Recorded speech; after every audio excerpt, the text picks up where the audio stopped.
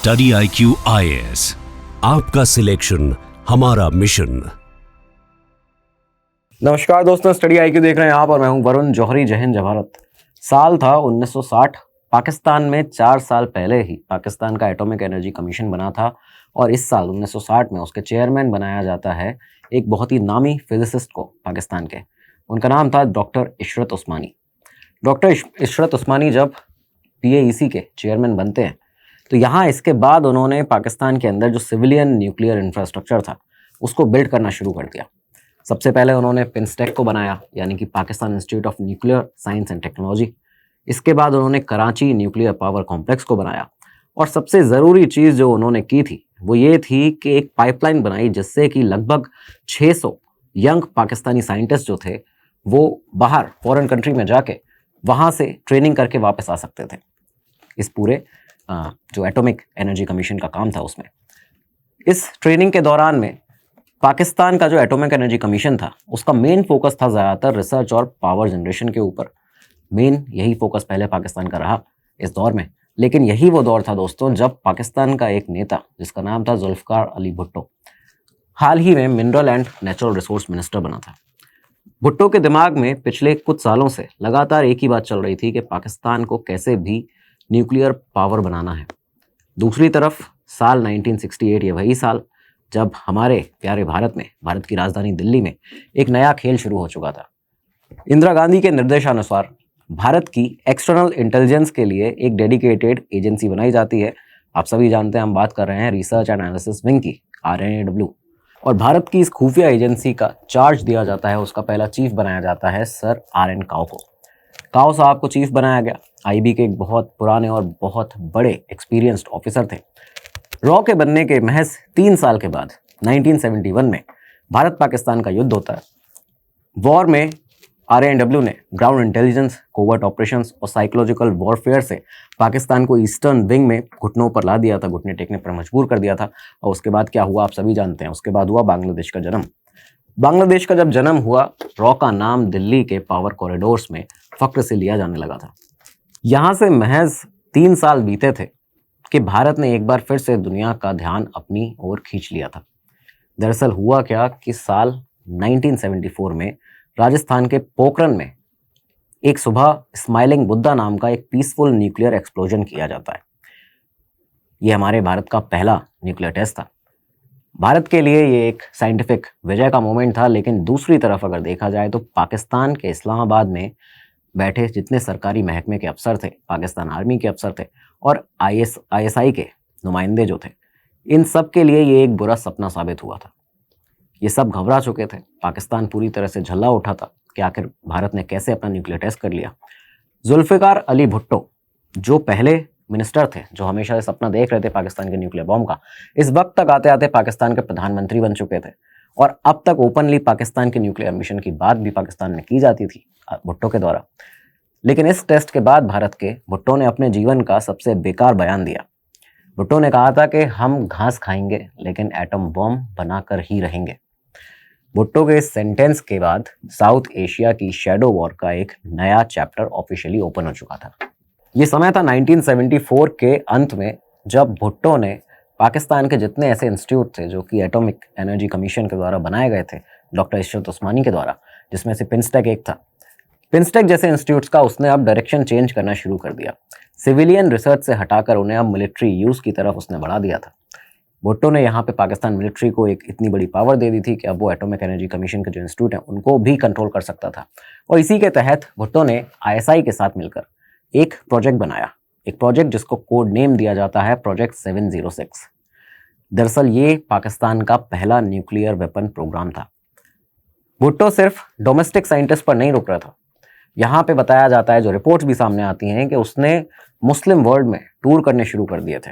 वो लीबिया के Muammar Gaddafi से जाके मिला, बाकी अरब पॉलिटिकल जो लीडर्स थे उनसे जाके मिला, उनसे पैसों के लिए और पॉलिटिकल सपोर्ट के लिए, न्यूक्लियर क्वेस्ट के लिए सिंपैथी, ये सारी चीज़ें मांगना भुट्टो ने अब यहाँ पे शुरू कर दिया था पूरी दुनिया भर में। उसका दरअसल एक ड्रीम था कि एक इस्लामिक बॉम्ब बनाया जाए, एक ऐसा न्यूक्लियर डिटरेंट जो मुस्लिम वर्ल्ड का एक कलेक्टिव सिंबल बन सके। तो ये एक पूरा विजन था और इसकी वजह से ही अलग अलग मुस्लिम लीडर्स से दुनिया भर के मुलाकात की जा रही थी जुल्फ़िकार अली भुट्टो के द्वारा, पाकिस्तान के प्रधानमंत्री के द्वारा। इस रिपोर्ट में ये भी सामने आता है, जो आगे खुलासे हुए हैं, कि यही वो समय था जब एक अमेरिकन एम्बेसडर ने भुट्टो को प्राइवेटली वार्न भी किया था। उन्होंने उससे कहा था कि अगर तुम न्यूक्लियर बॉम्ब के पीछे इस तरह से अगर पागल हो जाओगे तो तुम्हारी कुर्सी ज़्यादा दिन तक नहीं चलेगी। इस वार्निंग को उस समय पर भुट्टो ने इग्नोर कर दिया था, लेकिन आगे ऐसा ही कुछ हुआ है। खैर 1970s के मिड में, ये 1975 के आसपास की बात, ये समय आ चुका था। पाकिस्तान के कई सारे ऐसे ऑफिसर्स और साइंटिस्ट थे जिन्हें भुट्टो के डायरेक्शन में एक शॉपिंग यात्रा पर भेजा जाता है। अलग अलग देशों में इनका जाना हुआ, Germany, Netherlands, Belgium, France, Switzerland, UK, हर जगह पाकिस्तान के जितने भी ऑफिसर और साइंटिस्ट ये जाते थे एक शॉपिंग यात्रा पर, यहाँ पे देखा जाता था कि बॉम्ब रिलेटेड इक्विपमेंट जो हैं वो खरीदने की कोशिश की जा रही है लगातार। इधर दिल्ली में, भारत के अंदर RAW को भी अलर्ट सिग्नल्स मिल चुके थे कि ये सारी चीज़ें पाकिस्तान के द्वारा की जा रही हैं। भारत की खुफिया एजेंसी पाकिस्तान से कम 11 कदम आगे थी। इंडियन गवर्नमेंट ने स्पेशली पोखरण के बाद RAW को ये बताया था और ये कहा भी था कि हमें पाकिस्तान के ऊपर भी नज़र रखनी पड़ेगी, क्योंकि पाकिस्तान चुप नहीं बैठने वाला है, वो कुछ ना कुछ करेगा। तो रॉ के ऊपर लगातार ये प्रेशर भी था कि पता लगाओ कि पाकिस्तान न्यूक्लियर बॉम्ब के लिए कहाँ कहाँ क्या क्या खरीद रहा है, क्या उसका प्रोसेस चल रहा है। अब इसी दौर में ये जो समय आ चुका था 1975 के आसपास का, इस समय तक यूरोप के एक डच ऑफिस में एक यंग पाकिस्तानी मेटलर्जिस्ट काम कर रहा था जिसका नाम था अब्दुल कादिर खान, AQ खान। खान दरअसल नीदरलैंड्स के अंदर यूरेनको के साथ कार्यरत था। यूरेनको एक कंसोर्टियम था जो कि गैस सेंट्रीफ्यूज टेक्नोलॉजी जो है उसको डेवलप करती थी, जो यूरेनियम एनरिचमेंट का कोर माना जाता है। सडनली कुछ दिनों से मिड ऑफ 1975 में नीदरलैंड्स के वॉरेनबर्ग में ये जो एक सबब हुआ करता था इसके पास में, वहाँ पे AQ खान का जहाँ पे घर था, उस घर के बाहर रात के वक्त अक्सर बेल्जियम और फ्रेंच डिप्लोमेटिक नंबर प्लेट्स की जो गाड़ियाँ थी उनको देखा जाने लगा। ये गाड़ियाँ कई बार यहाँ पे इसके घर के बाहर खड़ी रहने लगी थी। कई लोग उससे मिलने आने लगे थे मिड ऑफ 1975 में जब वो यूरेनको में काम कर रहा था। इन्हीं सारे विजिटर्स में से एक था जिसका नाम था सिद्दीकी अहमद भट्ट। सिद्दीकी अहमद भट्ट दरअसल नीदरलैंड में पाकिस्तानी एम्बेसी के काउंसलर के रूप में पोस्टेड था। भुट्टो का बहुत ही करीबी, बहुत ही खास आदमी माना जाता था और दरअसल भुट्टो ने ही सिद्दीकी को के ज़रिए AQ खान पर पाकिस्तान न्यूक्लियर प्रोग्राम से जुड़ने के लिए जोर डालने की जो शुरुआत थी वो की थी। भुट्टो के पास में जो AQ खान था उसके पास में भुट्टो ने ही सिद्दीकी को भेजा था।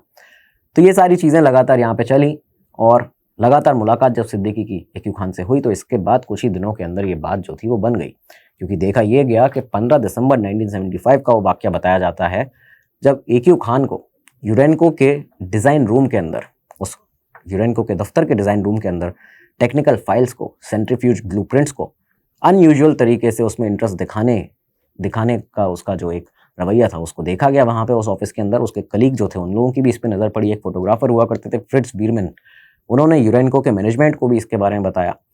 डच इंटेलिजेंस को भी वार्न किया कि जो AQ खान है वो बहुत ज़्यादा सेंसिटिव जो चीज़ें हैं उनकी लगातार फ़ोटो भी ले रहा है और दूसरी चीज़ डॉक्यूमेंट जो हैं उनको कॉपी कर रहा है। नीदरलैंड्स की इंटेलिजेंस एजेंसी ने AQ खान को अरेस्ट करने का प्लान भी सोचा, लेकिन यहाँ पे एक ग्लोबल ट्विस्ट आता है। जब ये प्लान सोचा गया, इसकी रिपोर्ट्स दी गई आगे, इस बीच में CIA का जिक्र आता है रिपोर्ट्स के अंदर कि CIA ने डच सिक्योरिटी एजेंसी को पीछे खींच लिया। ये कहा कि इसे अरेस्ट मत करो, हम देखते रहना चाहते हैं कि इसके थ्रू पाकिस्तान के जो प्लान हैं हम उनको मॉनिटर कर सकें, आखिर पाकिस्तान क्या करना चाह रहा है। ये कहीं ना कहीं AQ खान को बचाने का एक तरीका था, लेकिन AQ खान बहुत ज़्यादा शातिर, वो समझ चुका था कि खतरा है उसके ऊपर, कभी भी अरेस्ट हो सकता है। तो ये जो दिन बताते हैं कि लेट दिसंबर 1975 में खान यूरेनको से एडवांस सेंट्रीफ्यूज टेक्नोलॉजी के ब्लूप्रिंट्स जो अभी तक उसने फोटोकॉपी किए थे उन सब को चुरा लेता है, सारे मटेरियल को लेता है यहाँ से, और कई सारी हज़ारों फाइल बताई जाती हैं जो वो यहाँ से लिए उसने सडनली नीदरलैंड से भाग जाता है और डायरेक्ट अब पाकिस्तान पहुँच गया था। पाकिस्तान लौटने के बाद AQ खान इस्लामाबाद के मरगला रोड पर एक बंगलो के अंदर रहने लगता है। ये बंगलो उसे पाकिस्तान सरकार ने दिया हुआ था। उस घर की एक वॉल जो थी बहुत ही नामी, मतलब ये एक स्टोरी है कि जब भी जितने भी लोग उस घर में गए AQ खान के, वो बताते हैं कि उस घर की दीवार पर एक बहुत ही हॉन्टेड पेंटिंग थी जिसमें एक बर्निंग ट्रेन, एक जलती हुई ट्रेन को दिखाया जा रहा है जो कि भारत से पाकिस्तान जा रही है, जो और आग की लपटों से पूरी तरह से घिरी हुई है। तो पेंटिंग जो थी उसकी दीवार पर लगी हुई थी उस घर की। इस घर में AQ खान रहना शुरू करता है। इस समय तक भुट्टो ने प्रोजेक्ट 706 जो था पाकिस्तान का, उसे एग्रेसिवली शुरू कर दिया था, पुश करना शुरू कर दिया था। और जैसे ही खान यहाँ पे पाकिस्तान आया, उन चुराए हुए मटेरियल्स के साथ में ज्वाइन करता है इस प्रोजेक्ट को, भुट्टो का वो एक स्टेटमेंट जो कि बाद में किताबों में भी दर्ज हुआ, जब उसने कहा कि now I will deal with these. महज अगले 6 महीनों के अंदर जून 1976 में रावलपिंडी के पास कहूटा में इंजीनियरिंग रिसर्च लेबोरेटरी ERL को बना दिया गया था पाकिस्तान के द्वारा। AQ खान ने यहीं पर न्यूक्लियर एनरिचमेंट प्रोग्राम जो था उसका वो शुरू कर दिया था। और ये फैसिलिटी इतनी सीक्रेट थी कि मैप्स में भी इसे देखा नहीं जा सकता था। बहुत ही सीक्रेटली पाकिस्तान अपना न्यूक्लियर प्रोग्राम जो था उसको शुरू कर चुका था, उसे आगे बढ़ाना शुरू कर चुका था। जब ये न्यूक्लियर प्रोग्राम आगे बढ़ा है तो इसी के साथ पाकिस्तान में इंटरनल राइवलरी भी खड़ी हो गई न्यूक्लियर प्रोग्राम के अंदर ही। ये राइवलरी दरअसल इस तरह बताई जाती है किताबों में कि मुनीर अहमद खान वर्सेस AQ खान। दरअसल हुआ क्या था कि प्रोजेक्ट 706 जब स्टार्ट हुआ तो उसके initial architect largely Munir Ahmad Khan को माना जाता था, जो कि PAEC के उस समय के हेड थे। उन्होंने पाकिस्तान का जो बल्क न्यूक्लियर इंफ्रास्ट्रक्चर है उसको बिल्ड किया था प्रोजेक्ट 706 में। दूसरी तरफ AQ खान था, जो कि मेटलर्जिस्ट तो था लेकिन न्यूक्लियर फिजिसिस्ट नहीं था। उसके स्किल्स के बारे में सवाल उठते थे कई सारे। हालांकि उसने जो चोरी किए हुए सेंट्रीफ्यूज डिज़ाइन थे यूरेनको से, वो यहाँ पे लाया था, तो उसके बाद हीरो बन गया था। बहरहाल पाकिस्तान का ये जो न्यूक्लियर प्रोग्राम था वो आगे बढ़ना शुरू करता है। अगला साल आया 1977।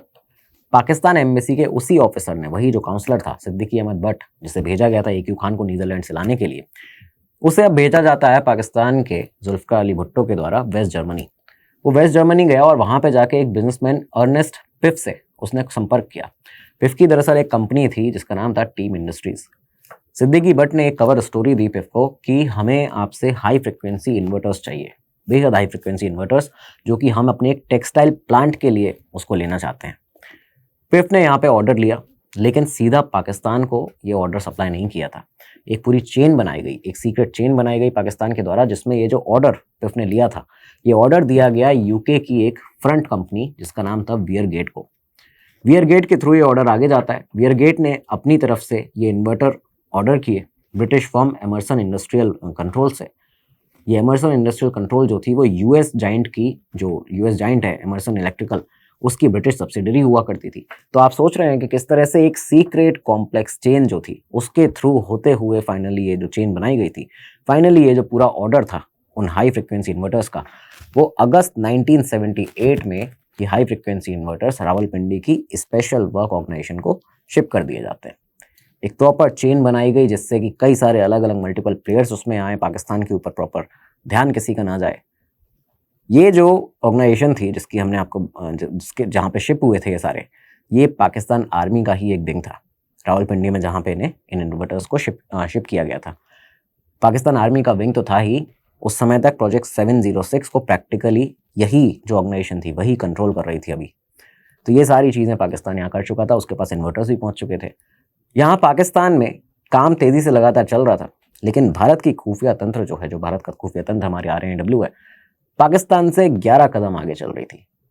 RNW को इस पूरी चेन के बारे में एक एक डिटेल पता चल चुकी थी, अब तक सारी बातें पता थी। सबसे बड़ी इंटेल ये मिली थी कि एक एनवलप दरअसल हासिल हुआ RNW को।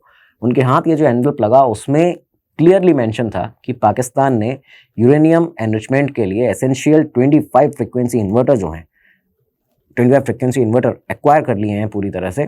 ये इन्वर्टर्स सेंट्रीफ्यूज सिस्टम में यूज़ होते हैं, जिससे यूरेनियम को वेपन ग्रेड लेवल तक एनरिच किया जा सकता है। RNW के लिए जो डॉक्यूमेंट मिला था ये सोने पे सुहागा था एक तरह से, क्योंकि बहुत ही कम समय में भारत की खुफिया एजेंसी रॉ ने एक फ्यूरियस हंट के बाद में फाइनली ये हार्ड डॉक्यूमेंट्री प्रूफ हासिल कर लिया था कि पाकिस्तान न्यूक्लियर बॉम्ब के लिए एक सोफिस्टिकेटेड हार्डवेयर खरीद चुका है, वो भी डायरेक्टली पाकिस्तान आर्मी के लिए। इन सब के बीच में दिल्ली में RN काओ एक अलग ही ऑफिसर, उनके दिमाग में एक अलग ही डायरेक्शन में उनका दिमाग चल रहा था, और ये बहुत पहले से ही इन सब चीज़ों को शायद उन्होंने सोच लिया था। एक विजन था उनके पास में कि पाकिस्तान से वो पूरी तरह भली भांति जानते थे पाकिस्तान को कि क्या क्या कर सकता है। उन्होंने एक विजन अर्ली 1970s में ही शुरू कर दिया था। दरअसल उन्होंने उस समय पर RNW के अंदर साइंस एंड टेक्नोलॉजी डिवीज़न को सेटअप किया। ये जो डिवीज़न थी, यहाँ पे न्यूक्लियर, मिसाइल और हाई टेक एस्पिनाज के जो स्पेशलिस्ट हुआ करते थे उनको लाया जाता था।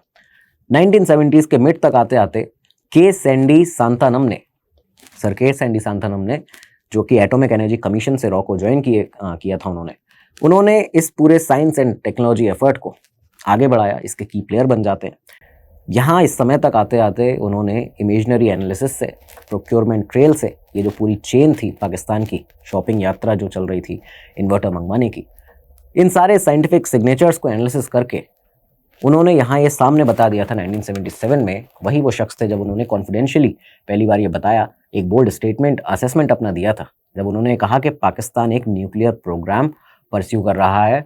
और उन्होंने सबसे पहले कॉन्फिडेंशियली फ्लैग किया था ये बात कि पाकिस्तान के इस्लामाबाद के पास कहूटा एक ऐसी जगह जहाँ पे न्यूक्लियर एनरिचमेंट, जो यूरेनियम एनरिचमेंट प्लांट है, उसको बिल्ड किया जा रहा है।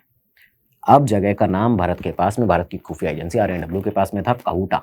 लेकिन अभी भी RNW को कंफर्म एविडेंसेस चाहिए थे कि असल में ये जगह है या कोई और जगह भी हो सकती है।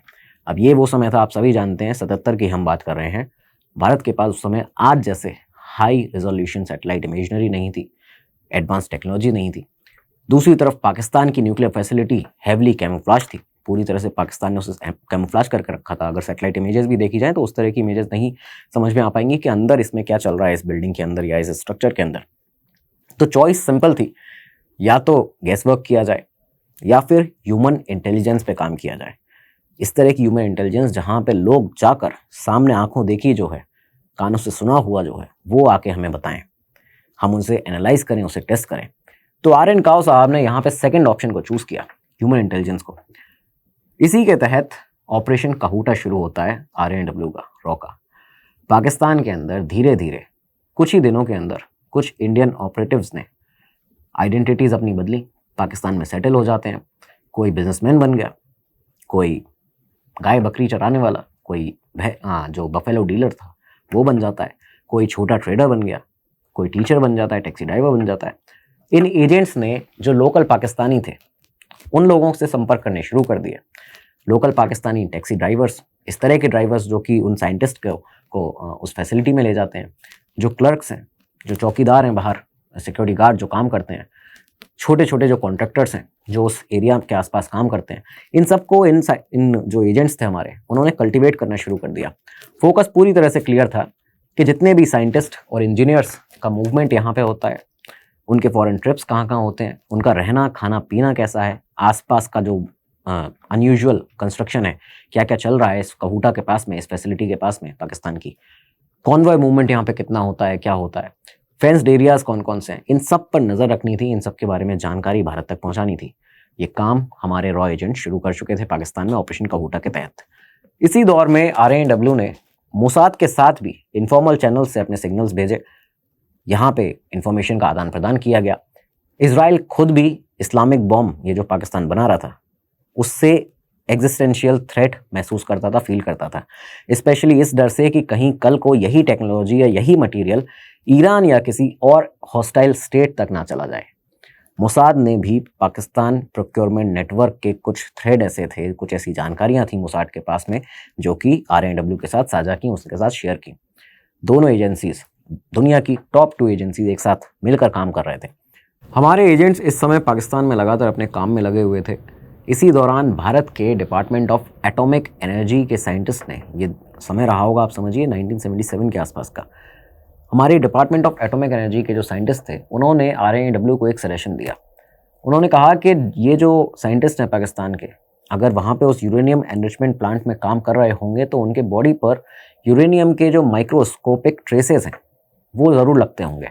अगर हम उनके जो बाल हैं या उनके कपड़े हैं, इस तरह की कोई भी चीज़, उसको लैब में एनालिसिस उसका करें तो हम समझ सकते हैं, और ये समझ पूरी तरह से आ जाएगा रिपोर्ट में बाकायदा कि किस टाइप का न्यूक्लियर मटेरियल यहाँ संपर्क में इन साइंटिस्ट के आ रहा है, वो किस चीज़ पर काम कर रहे हैं। रॉ ने यहाँ इस आइडिया को फुल स्केल पर ऑपरेशनलाइजेशन में अपने ला दिया। यहाँ इस पर काम करने लगते हैं ये लोग। एजेंट जो थे उनको इसके बारे में बताया गया कि कैसे भी करके या तो बाल या फिर उनके कपड़े जो हैं वो हमें मिलने चाहिए। यहाँ पे एक प्लान बनाया गया कि कहूटा में ये जो जगह है, वहाँ पे जो सस्पेक्टेड न्यूक्लियर लिंक्ड एरियाज़ हैं जहाँ पे ये लोग हो सकते हैं, जो साइंटिस्ट रहते हैं, इनके आसपास की जितनी भी नाई की दुकानें हैं, बार्बर शॉप है, सेलोन्स हैं उन सबको मैप किया जाए। उनको मैप करने के बाद एजेंट को काम दिया गया कि क्वाइटली वहाँ पे ऑब्जर्व करना है कि कौन कौन सा साइंटिस्ट, टेक्नीशियन, इंजीनियर, कोई भी अगर यूनिफॉर्म्ड ऑफिसर है इस कहूटा फैसिलिटी का, ERL का, ये कहाँ पे रेगुलरली किस सैलून में जाता है या कहाँ पे जाके अपने कपड़े स्टिच कराता है या जो भी चीज़ें जो इनसे रिलेटेड हो, तो कहाँ कहाँ इनका जाना होता है, ये सब आपको देखना है। एजेंट्स ने ये सारी चीज़ें देखी। कई ऐसे ऑपरेटिव्स थे जो कि कई सारी सैलून की, जो बार्बर की, नाई की दुकानें थी, उसमें काम करने लगे। कुछ ने अपनी 2-3 नई दुकानें खोल दी इस तरह की। कुछ ने लोकल बार्बर्स को, जो नाई थे, उनको पैसे दिए, आइडियोलॉजी या फिर रिलेशनशिप बना के बेसिस पर अपने ये सारा उन्होंने हैंडल किया इन लोगों को, और इसके बाद में अपना काम लगातार शुरू कर दिया।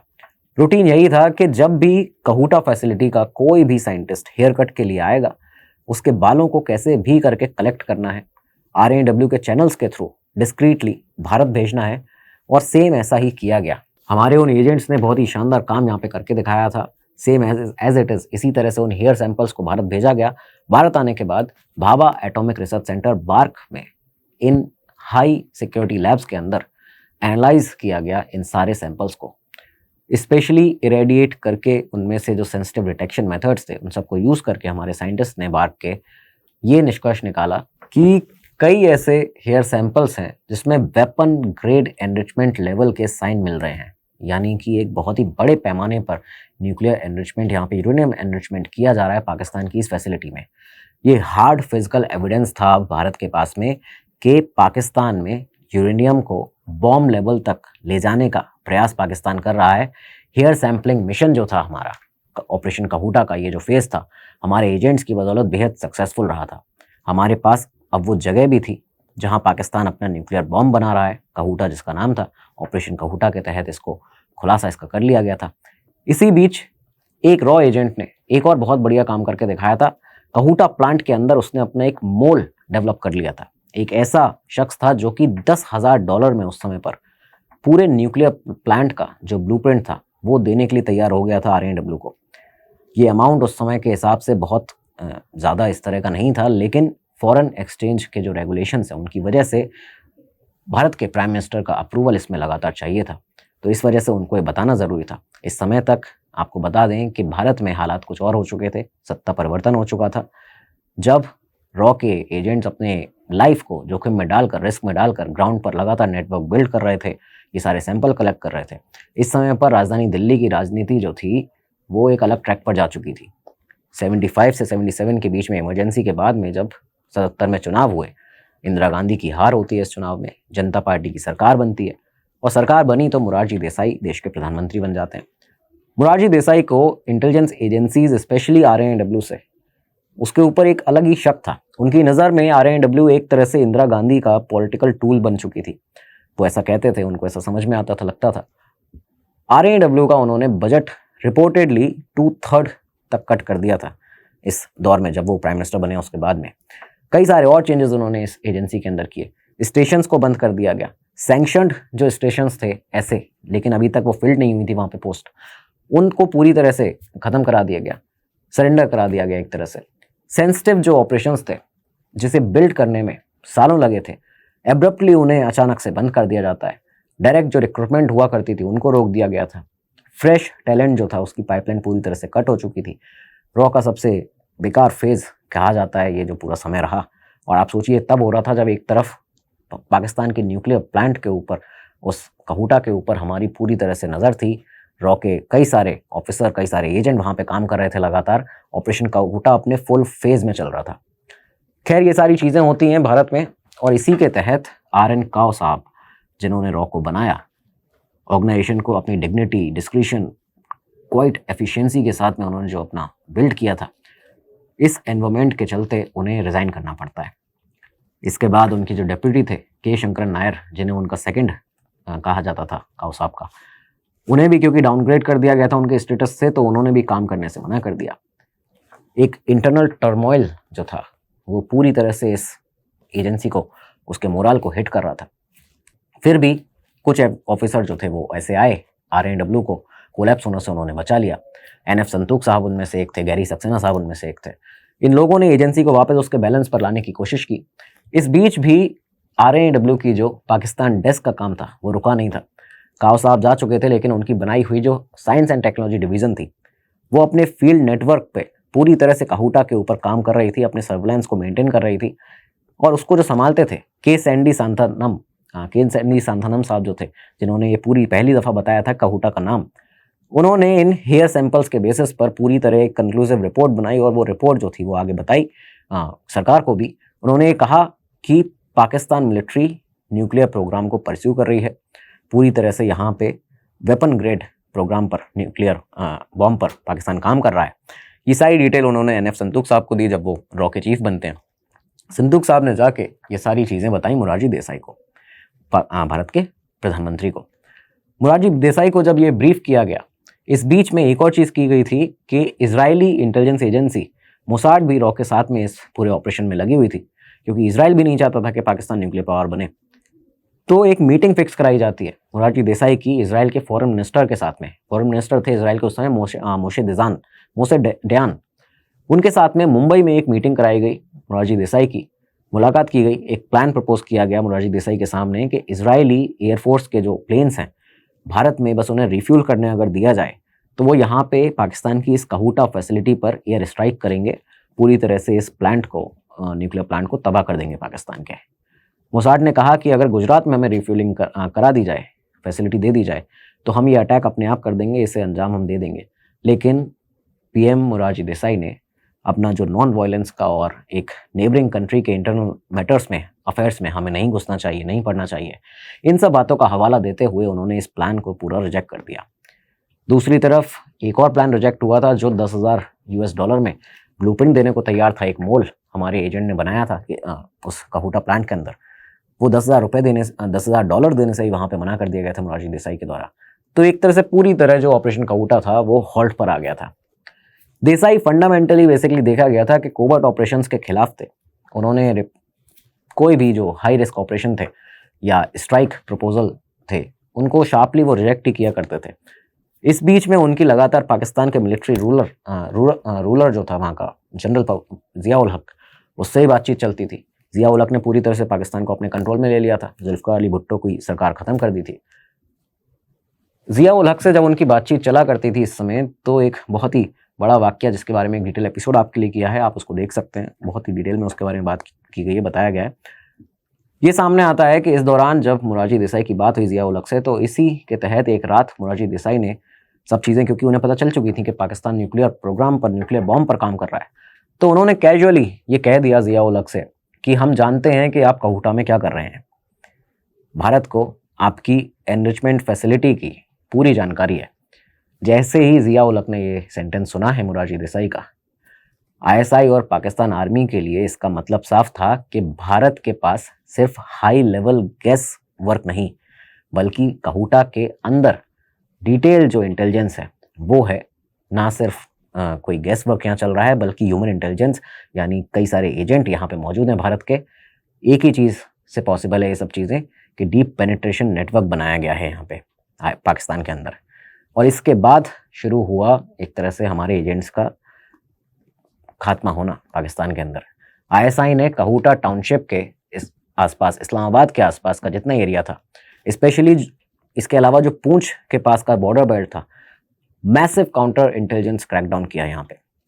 जितने भी बार्बर शॉप थे, बाकी कपड़ों की दुकानें थी, टैक्सी ड्राइवर्स थे, सिक्योरिटी गार्ड्स थे, ट्रेडर्स थे, जितने साइंटिस्ट के आसपास रहा करते थे, जो भी ऐसे काम करने वाले लोग, उन सबको पिक किया जाता है, इंटरोगेट किया गया, टॉर्चर किया गया।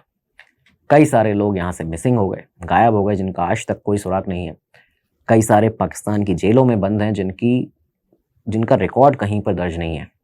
कई ऐसे एजेंट थे हमारे जो लॉन्ग टर्म कवर पर पाकिस्तान में सेटल हो चुके थे, पूरी तरह से वहाँ पे सेटल थे, रह रहे थे, उनको गायब कर दिया गया। आप सोचिए कि कितने सारे ऐसे एजेंट जिन्होंने अपनी पूरी ज़िंदगी वहाँ लगा दी होगी खुद की आइडेंटिटी बिल्ड करने में, उनकी वो डुअल आइडेंटिटी जो उन्होंने बिल्ड की उसको क्रैक कर दिया गया था।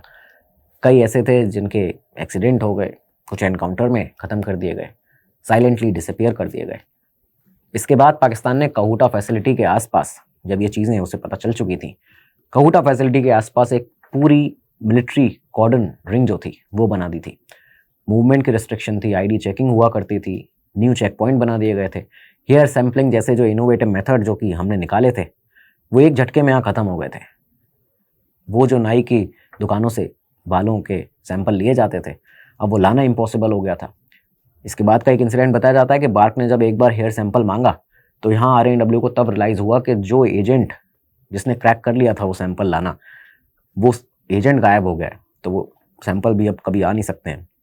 बताते हैं इस समय के करीबन 50 से ज़्यादा रॉ ऑफिसर्स ऐसे थे, एजेंट ऐसे थे जिनको हंट किया गया, मार दिया गया या टॉर्चर किया गया, पाकिस्तान की जेलों में बंद हैं। फिर भी RANW टोटली कोलैप्स नहीं हुआ। NF संतोख और गैरी सक्सेना साहब जैसे लोगों ने एजेंसी को दोबारा अपने पैरों पर उठाना फिर से शुरू किया। इंदिरा गांधी की सरकार 1980 में वापस आती है, 79 के एंड में वापस आती है। पूरे 1980s में रूमर्स और प्लानिंग्स लगातार चलती रहीं। ये भी सामने खबरें आती हैं कि 82 में वॉशिंगटन पोस्ट ने एक स्टोरी छापी थी कि India said to I raid on Pakistan's a plant. तो ये बताया गया था इसमें कि इंडियन मिलिट्री प्लान कर रही है इंदिरा गांधी के नेतृत्व में कि मार्च 1982 के आसपास अटैक ऑप्शंस को डिसाइड किया जा रहा है कि कैसे अटैक किया जाएगा इस जगह पर, पाकिस्तान के काहूटा प्लांट के ऊपर। सोवियत ब्लॉक के आर्काइव में रेफरेंसेस मिलते हैं कि USSR ने जो हंगेरियन एलाइज को ब्रीफ किया है कि इंडिया शायद पाकिस्तान के न्यूक्लियर सेक्टर पर जो रिएक्टर है उसका, उस पर स्ट्राइक करेगा, कंसिडर कर सकता है इस ऑप्शन को। 83-84 के आसपास की भी खबरें आती हैं कि इजराइल ने एक बार फिर से, क्योंकि कुछ साल पहले 81 में इजराइल इराक के जो उसराक रिएक्टर था उसको बॉम्ब कर चुका था अपने ऑपरेशन ओपेरा में। इजराइल इस तरह की ऑपरेशन कर देता है, ग्लोबल हेडलाइंस उसने इससे बटोरी थी। तो एक बार फिर से उसने 1983-84 में भारत से फिर संपर्क किया था इंदिरा गांधी की सरकार से कि एक जॉइंट मिशन किया जाए। ये मिशन प्रपोज किया गया मोसाड के द्वारा। प्लान ये था कि इजरायली F-15 F-16 जेट जो हैं वो गुजरात से वही सेम चीज़ वहाँ से उड़ान रिफ्यूलिंग करेंगे। उसके बाद में एक बेस बनाया जाएगा नॉर्थ इंडिया में, और उसके बाद जो इंडियन एयर स्पेस से होते हुए लो लेवल फ्लाइट से पाकिस्तानी रडार्स को कंफ्यूज करते हुए सीधा काहूटा की जो फैसिलिटी है उसको बॉम्ब किया जाएगा। इंडियन जगुआर जो होंगे, वो एयरक्राफ्ट जो होंगे, वो सपोर्ट में रहेंगे। ये भी बताते हैं रिपोर्ट कि 1984 तक इंदिरा गांधी ने इजरायली लेड जो स्ट्राइक प्लान था उसको हरी झंडी भी दे दी थी। लेकिन ग्लोबल चेस बोर्ड छोटा नहीं है दोस्तों। यहाँ पे CIA ने एक बार फिर से घुसपैठ की।